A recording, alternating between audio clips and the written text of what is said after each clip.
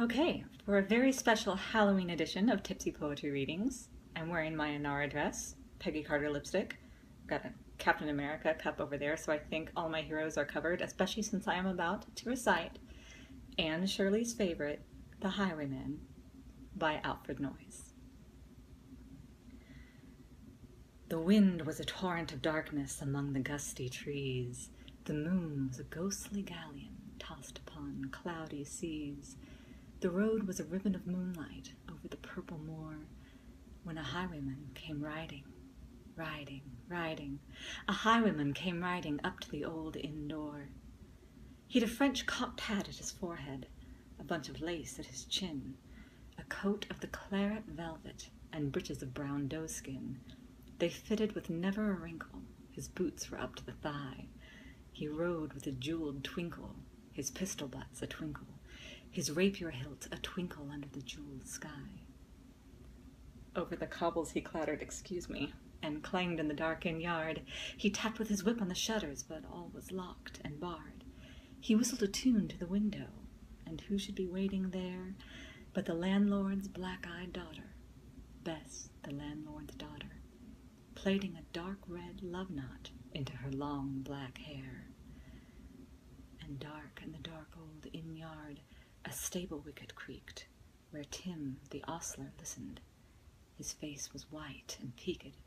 His eyes were hollows of madness, his hair like moldy hay. But he loved the landlord's daughter, the landlord's red-lipped daughter. Dumb as a dog he listened, and heard the robber say, "One kiss, my bonny sweetheart, for I'm after a prize tonight, but I shall be back with the yellow gold before the morning light. Yet if they press me sharply and harry me through the day, then look for me by moonlight, watch for me by moonlight. I'll come to thee by moonlight, though hell should bar the way." He rose upright in the stirrups. He scarce could reach her hand, but she loosened her hair in the casement. His face burnt like a brand as the black cascade of perfume came tumbling over his breast, and he kissed its waves in the moonlight. Oh, sweet black waves in the moonlight. Then he tugged at his reins in the moonlight and galloped away to the west.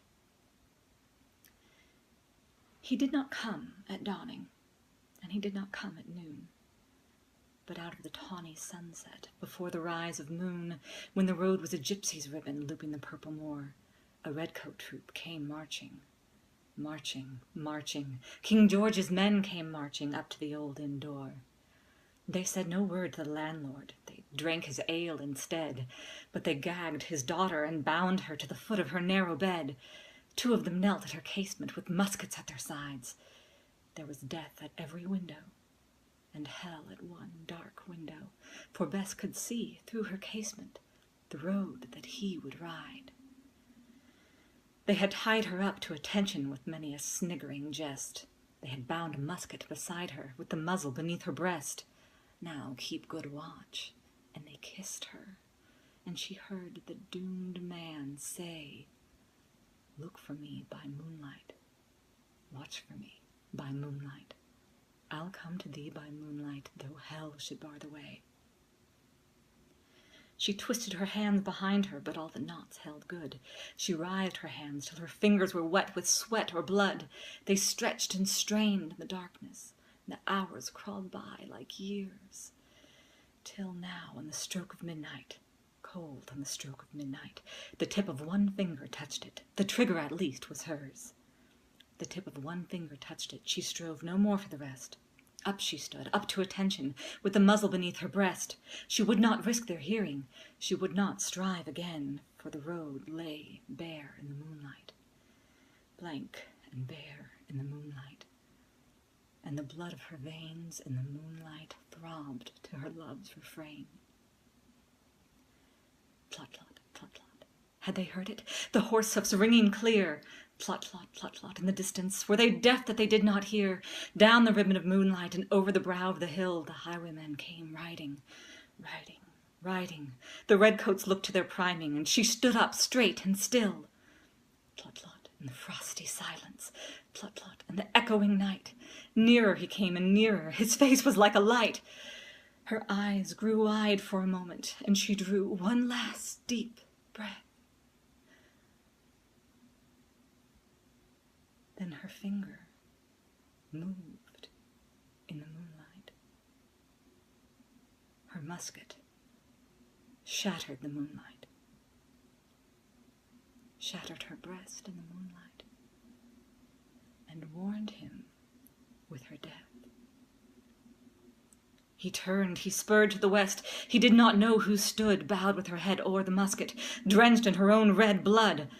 Not till the dawn he heard it, and his face grew gray to hear how the landlord's black-eyed daughter, Bess, the landlord's daughter, had watched for her love in the moonlight and died in the darkness there.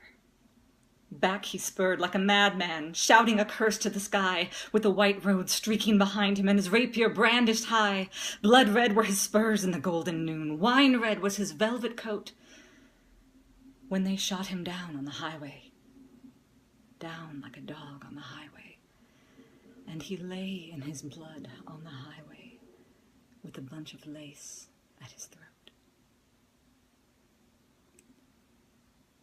And still of a winter's night, they say, when the wind is in the trees, when the moon is a ghostly galleon tossed upon cloudy seas, when the road is a ribbon of moonlight over the purple moor, a highwayman comes riding, riding, riding.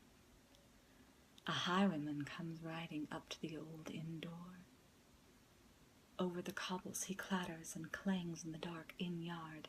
He taps with his whip on the shutters, but all is locked and barred.